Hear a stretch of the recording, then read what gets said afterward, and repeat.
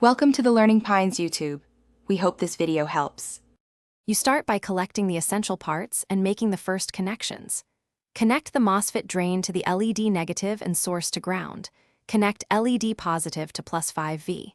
Then hook the MOSFET gate to a PWM-capable pin on your Arduino or MCU.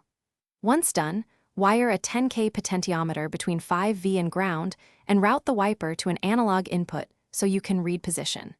Make sure grounds are common. Without a shared ground, the gate voltage will float, and the MOSFET won't switch predictably. Now you program the controller and calibrate the response. Read the analog pot value, then map the 0-1023 range to 0-255 for PWM output. Analog write the result to the MOSFET gate.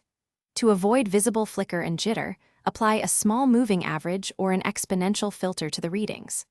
Once done, test the full travel of the potentiometer and clamp values with constraint to prevent overdrive. Also add a 10K resistor at the gate and a flyback or snubber if driving in. Finish the build by securing parts and validating behavior under real load.